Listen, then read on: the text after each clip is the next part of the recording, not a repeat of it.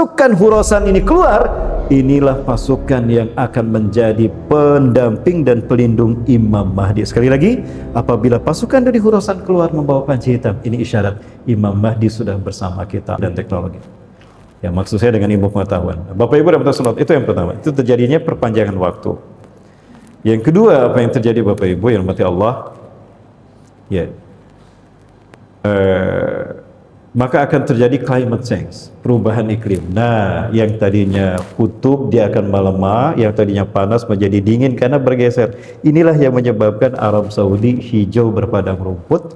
Kemudian karena energi epirogenesa tektonik ataupun dari epirogenesa orogenesa, hal itu menekan membuat magma dan air itu tertekan keluar dia dari tempatnya, dan inilah yang menyebabkan banyak air keluar dari mana di tanah Arab. Sebagai contoh ini di Riyadh Bapak Ibu, air keluar begitu saja. Ya. Di tengah-tengah kota, air tiba-tiba keluar. Ya, subhanallah. Sesuatu yang tidak terduga oleh orang-orang Arab di Riyadh. Ini di Riyadh Bapak Ibu. Peristiwa demi peristiwa ini mengajarkan kepada kita iman kepada qada dan qadar. Jemaah, bahkan tragedi Palestina ini merupakan isyarat Allah sedang mengingatkan kita, hei manusia, jangan terlena. Kalian sudah sampai pada episode terakhir peradaban kalian di muka bumi. Dunia ini akan segera berakhir Bapak Ibu. Kapan kiamat terjadi? Jangankan saya, Rasulullah saja tidak tahu. Yang Rasulullah SAW tahu kapan kiamat terjadi hanya sedikit saja. Itu dari Allah. Yang pertama, kiamat akan terjadi hari Jumat. Kiamat akan terjadi hari Jumat. Sekarang hari apa Bapak Ibu? Ahad. Oh, alhamdulillah sudah kelewat Bapak Ibu.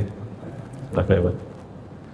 Yang kedua, kiamat akan terjadi di waktu subuh ketika manusia terlelap tidur.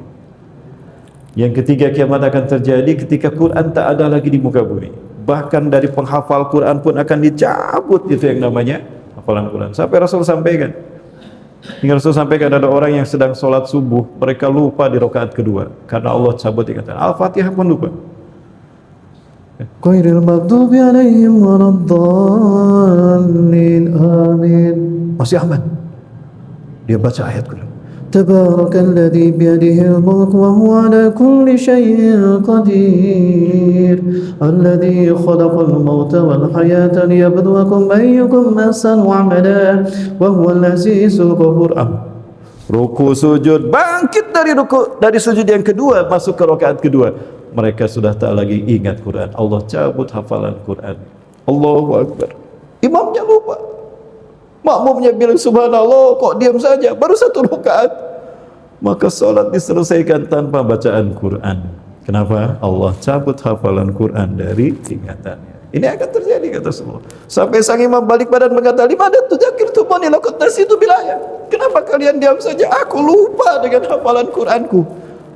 Apa kata makmumnya? "Kaifa nudzakiruk wa qad nasina aidan?" Bagaimana kami mengingatkan Anda, kami juga lupa dengan ayat hafalan kami. Maka imam lari ngambil Quran ke lemari. Maka Bapak Ibu, apa yang terjadi kata Rasulullah SAW? Ketika dia sang imam membuka Qurannya, mushaf Qurannya bersih, putih semua. Allah cabut Quran, ayat Quran itu. Akan Allah angkat ayat Quran dari mushaf Quran. Kita akan putih bersih jamaah. Maka perbanyak baca Quran dari mushafnya. Jangan dari gadget, beda pahalanya Bapak Ibu. Kalau gadget apapun ada, TikTok ada, Facebook ada, Twitter ada, yang telanjang pun ada, betul? Tapi kok jadi tempat template bagi Quran ada di situ? Jangan biasakan baca Quran dari gadget. Baca Quran langsung dari mushaf. Quran Allah posisikan di mushaf dan dalam tubuh kita. Dan gadget muncul, kata Rasulullah, adalah tanda kiamat telah dekat. Jangan salah Bapak Ibu. Munculnya gadget. Ini di depan saya banyak gadget nih. Ini tanda kiamat ada di depan saya. Ala inna min ashratis sa'ah. Ingatlah dari tanda kiamat akan terjadi menimpa kalian. Antut selal masnah fala yujadu ahadun man yughayyiruha. Akan munculnya masnah dan susah dicari orang yang bisa merubahnya. Famal masnah ya Rasulullah? Apa masnah itu ya Rasulullah? Apa itu masnah? Ma kutiba siwa kitab Allah. Ma kutiba siwa kitab Allah. Ay wa kasratun nas bitilawati bikiraati biitla'i. Masnah adalah sesuatu yang banyak digenggam manusia dan manusia banyak membaca yang mereka genggam. Ya. Sesuatu yang mereka genggam dan mereka membaca dari apa yang mereka genggam. Selain sesuatu yang ditulis selain dari kitab Allah, dan manusia banyak membacanya. Subhanallah. Digenggam dan dibaca. Jamaah. Jamaah. Berarti apa maksud Rasulullah tadi? Gadget kan? Jujur jamaah, ketika bangun tidur yang pertama disentuh gadget apa mushaf Quran? Kan? Itu jadi. Dan tidak akan bisa ditemukan satu orang pun yang bisa merubahnya. Mau dirubah gimana? Lawang sekarang gadget ini merupakan bagian dari gaya hidup milenial. Kita bisa rata-rata, saya yakin setiap yang ada di sini punya gadget, betul? Ya, apapun rahasia, bahkan rekeningnya, apa yang milik harta kekayaannya ada di gadget. Ya, kecuali para pejabat mungkin tidak pakai Android, pakai HP lama. Kalau pakai Android dan dikelacak sama KPK, Bapak. Aman Bapak Ibu? Masya Allah, waktu kita masih ada Bapak Ibu? Nah, saya sudah sampaikan tadi, kayaknya waktu kita tidak cukup gitu. Nah, itu Bapak Ibu dan Subhanahu wa ta'ala. Nah, ini adalah salah satu tanda bahwa kita mengalami perubahan iklim. Ketika bumi bergeser akan terjadi perubahan cuaca. Bapak Ibu, ada satu peristiwa yang banyak terjadi dan kita tidak ngeh barangkali. Ada ratusan ribu ikan di Australia mati massal gara-gara cuaca panas. Kenapa? Bergeser. Yang tadinya turun dingin ya minus, tapi gara-gara bumi bergeser ini dia membuat cuacanya berubah. Bahkan di Melbourne, Bapak Ibu sekalian, lihat liputan 6 di Canberra. Di liputan 6 SCTV memberitakan banyak ikan mati. Kenapa? Ternyata air sungainya mendidih. Air sungai mendidih sehingga ikan-ikan matang. Enak, berarti tidak usah kita masak, capek-capek masak, tinggal dikasih bumbu. Masya Allah, tinggal dikasih cabai, Bapak Ibu. Ya, di saat yang sama, ya, air terjun Niagara membeku sampai minus 52 derajat Celcius. Subhanallah. Ini buktinya. Nah, pada peristiwa itu terjadi, di saat itu terjadi dua peristiwa yang berbalik belakang. Australia panas, Amerika membeku. Allahu Akbar. Ini akibat apa? Bumi bergeser. Ini yang disebut dengan polar shift. Nah, ketika benda langit ini mulai datang, Bapak Ibu sekalian dirahmati Allah, apa yang terjadi? Dalam jarak yang terdekat, bumi akan tersedot magnet bumi akan terjadi induksi magnetik, di mana bumi akan mengeluarkan magnetnya disedot oleh benda langit ini. Pada saat itulah kita kehilangan teknologi. Listrik akan mati, ada karena blackout semuanya. HP tidak akan berfungsi. Maka kalau punya HP jangan terlalu mahal Bapak Ibu, nanti nggak akan berfungsi. Aduh Ustaz, ini saya sudah beli mahal iPhone Pro berapa? Pro Max 17 berapa juta itu? 50 juta. Itu nanti nggak kepake Bapak Ibu. Terus gimana dong HP Pro Max ini? Sini buat saya saja Bapak Ibu. Mobil tidak akan maju, kapal tidak terbang. Rasul katakan, suma'antum ilama badatum, suma'antum ilama badatum. Kalian akan kembali ke zaman kalian datang pertama kali. Kita akan hidup ke zaman unta. Allah. Nah kemudian Bapak Ibu, benda langit ini pergi mendekati bumi, menjauhi bumi, mendekati matahari. Maka utara kembali ke utara, selatan kembali ke selatan. Namun jangan lupa, pergeseran yang terjadi bukan hanya bumi utara bergeser, selatan bergeser, tapi bumi juga oleng. Jadi ketika berputar bumi, bumi juga oleng. Akibatnya apa? Barat pindah ke timur, timur pindah ke barat. Ketika benda langit ini sudah menjauh dari bumi, bumi kembali perlahan-lahan, utara kembali ke utara, selatan ke selatan, tapi posisi barat ada di timur dan posisi timur ada di barat. Maka ketika matahari terbit, terlihatnya di mana? Akan terlihat di barat. Ini tanda pertama dari 10 tanda besar kiamat.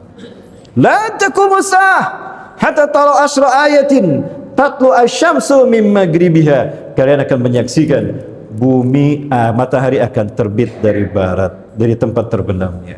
Masya Allah. Ya. Dan itu hanya terjadi satu hari saja kata Rasulullah, 24 jam. Besoknya kata Rasulullah SAW, barat sudah kembali ke barat, timur sudah kembali ke timur, dan matahari akan kembali terbit di timur. Namun pada saat itu Allah perlihatkan satu persatu tanda-tandanya.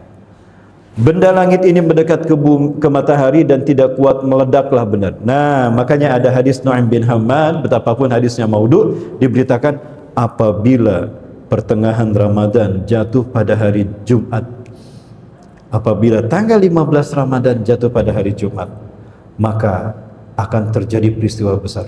Yang pertama, kata Rasulullah SAW, akan terdengar suara meledak besar, semua makhluk di alam semesta mendengarnya. Apabila itu terjadi, masuklah kalian ke rumah-rumah kalian, tutup rapat pintu dan ventilasi rumah kalian, puji Allah sebanyak-banyaknya, istighfarlah kalian kepada Allah. Mungkin itu hari terakhir kalian berada di muka bumi. Apa maksud dia? Dari mana? Nah, itu tadi Bapak Ibu, benda langit ini mendekat ke matahari, tidak kuat, meledak. Nah, suara ledakan itulah yang terjadi. Meledak kemudian menimbulkan asap. Asap itu duhan. Nah, ketika duhan ini pecah, terjadi meledak benda langit tadi. Nah, bumi masuk, orbit bumi masuk ke dalam duhan tadi. Nah, dari sinilah asalnya duhan. Maka kalau disebut duhan dulu baru matahari terbit dari barat, saya tidak bisa mengkompromikan peristiwa ini dengan apa? Dengan hadis dan Quran dan hadis. Bapak Ibu yang Allah, ini saya perlihatkan pada Bapak Ibu satu peristiwa yang terjadi, dan ini merupakan fakta yang dilupakan oleh umat manusia. Apa itu? Bapak Ibu, ini ada peristiwa yang dahsyat luar biasa. Saya merinding ketika saya menyimpan ini. Apa itu, Ustaz? Ini Bapak Ibu.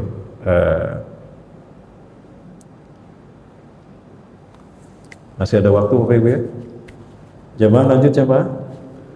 Bapak Ibu, ini bulan Maret 2011, early Maret 2011 di kota New York Bapak Ibu. Efek dari ketika rame-rame ada benda langit yang para ilmuwan mengatakan itunya namanya Nibiru, planet X Nibiru, ada matahari kedua terlihat di langit New York. Benda apa ini? Apakah ini yang dimaksud dengan Nibiru? Wallahu a'lam bishawab. Jadi di internet saya nyalakan televisi, semua stasiun televisi Indonesia tidak ada yang memberitakan ini.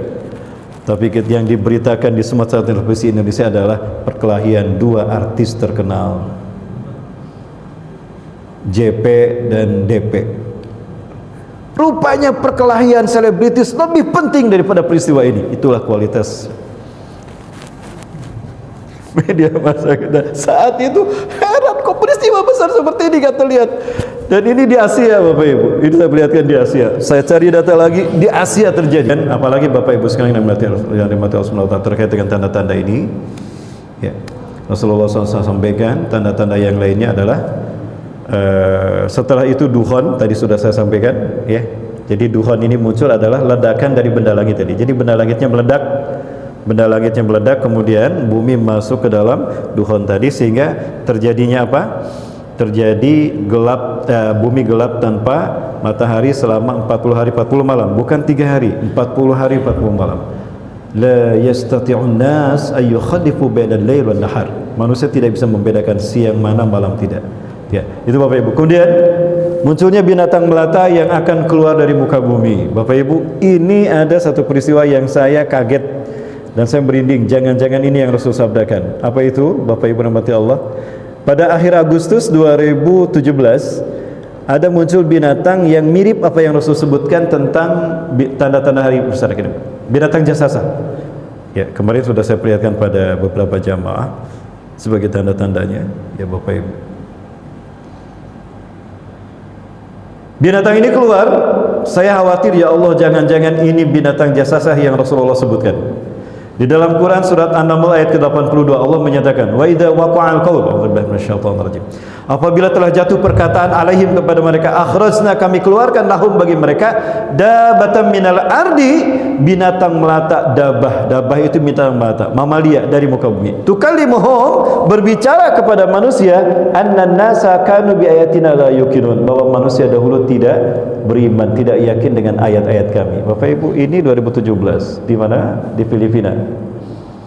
Tubuhnya besar, kata Rasulullah, binatang jasasa yang muncul berbarengan dengan munculnya Dajjal, itu tubuhnya besar, dipenuhi dengan bulu. Kalian tidak bisa membedakan mana muka, mana dubur. Ya, mana wajah, mana dubur. Tapi yang menghadap dan bergerak ketika dia berbicara itulah mukanya. Dia tidak pernah jauh dari air laut, karena dia selalu membasah dan dia tidak pernah membiarkan tubuhnya kering dan makanannya ikan. Pertanyaan saya, apakah ini yang disebut dengan bintang Dajjal sasa? Belum tentu. Kenapa saya katakan belum tentu? Karena Rasulullah sebutkan bulunya berwarna hitam, yang ini berwarna putih. Oh, alhamdulillah, berarti bukan. Dan kemunculan ini akan didahului oleh kemunculan Imam Mahdi.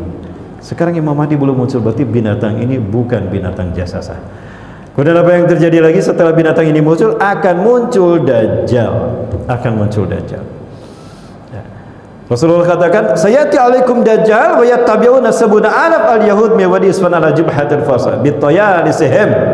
Akan datang Dajjal kepada kalian, muncul Dajjal pada kalian diikuti oleh 70.000 pasukan orang-orang Yahudi dari lembah Isfaniran menggunakan jubah Persia dan selendang Persia atau yalis mereka.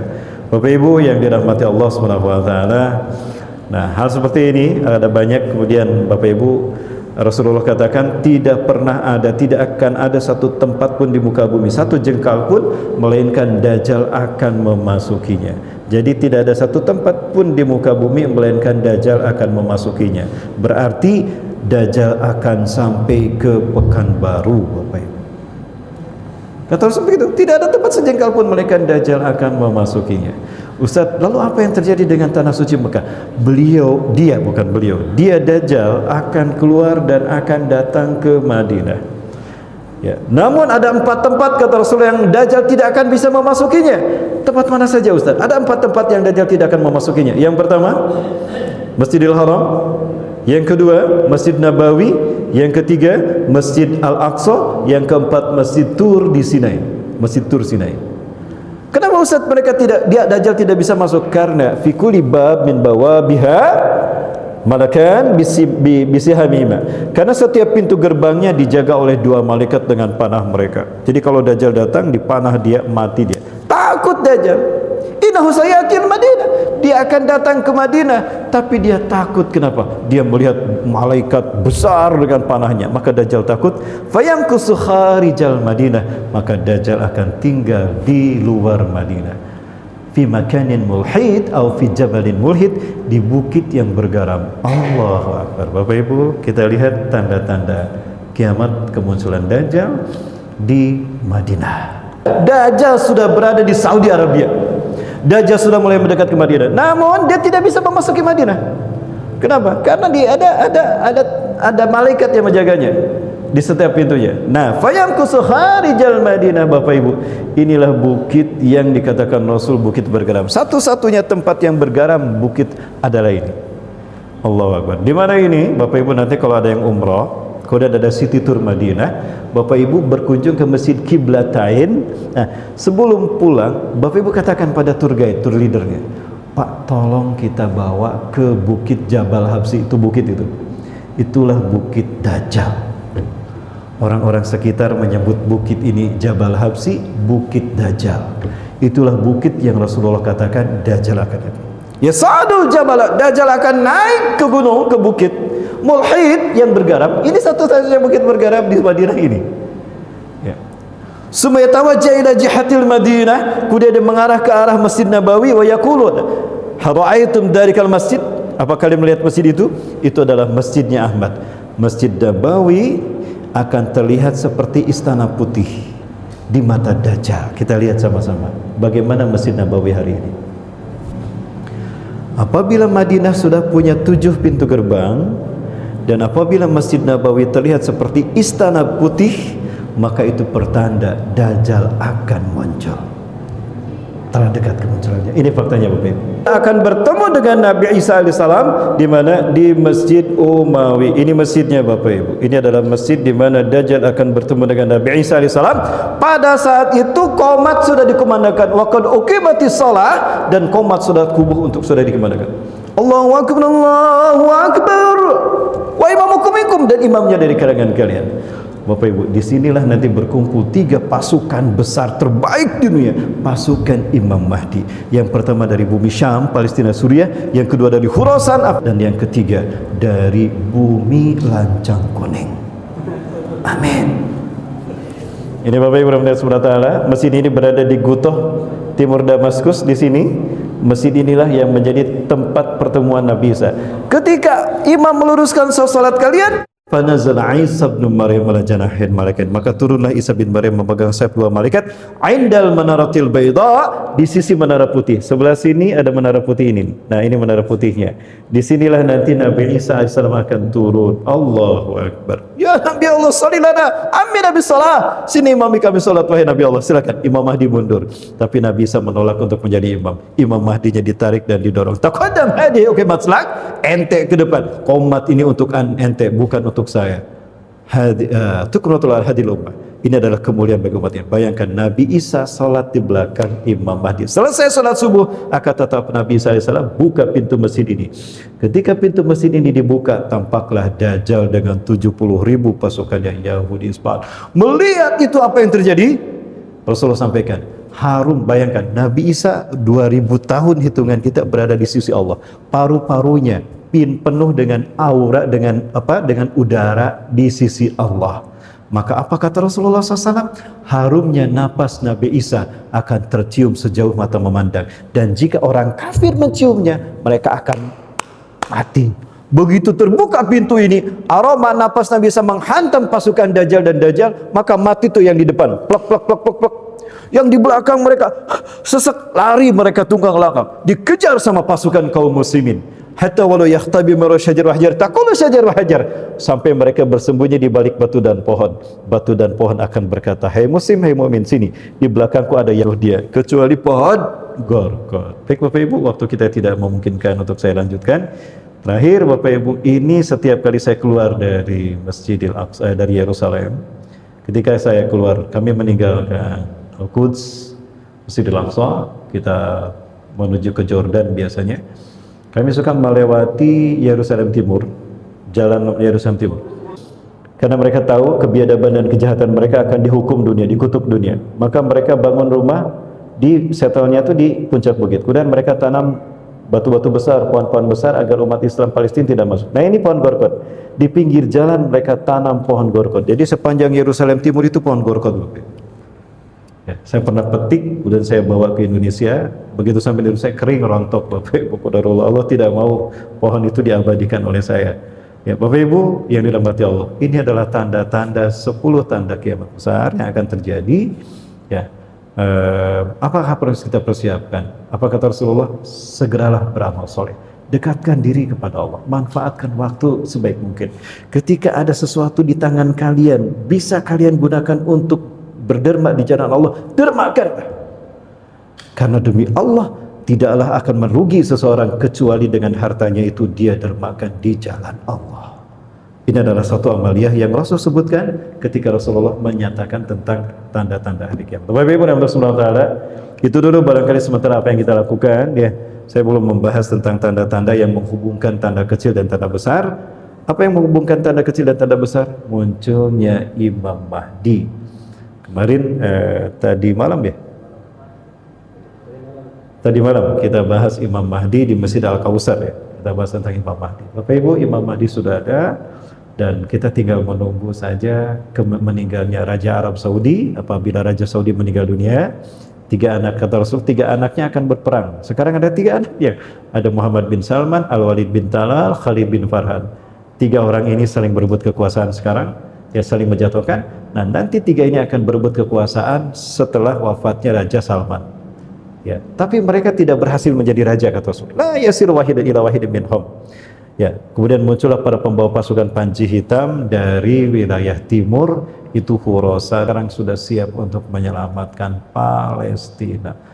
Istri saya 2 bulan yang lalu mengatakan, "Bi, lihat," sampai berkata, "Wahai negara-negara yang menjadi pintu gerbangnya Masjidil Aqsa, bukakan pintu gerbang kalian, izinkan kami pasukan Khurasan membebaskan Palestina dan Masjidil Aqsa." Allahu Akbar. Bapak Ibu, saya sedang menunggu berita ini. Jika berita ini sampai kepada kita dan betul-betul terjadi, pasukan Khurasan ini keluar, inilah pasukan yang akan menjadi pendamping dan pelindung Imam Mahdi. Sekali lagi, apabila pasukan dari Khurasan keluar membawa panji hitam, ini isyarat Imam Mahdi sudah bersama kita. Allahu Akbar. Itu Bapak Ibu yang bisa sampaikan, lebih dan kurangnya mohon maaf. Ya, sekali lagi Bapak Ibu, Rasulullah menasihatkan kepada kita, manfaatkan waktu dengan baik, perbanyak sedekah, perbanyak istighfar, dekatkan kalian kepada Allah Azza wa Jalla, perbanyak tobat dan jauhi maksiat. Siapa yang istiqomah dengan nasihatku ini, dia akan selamat dari fitnah akhir zaman. Alhamdulillah. Insya Allah. Bapak Ibu yang dapat tolong, barangkali itu dulu yang dapat saya sampaikan. Lebih dan kurangnya mohon maaf. Yang benar dari Allah, yang salah dari saya pribadi, saya beristighfar.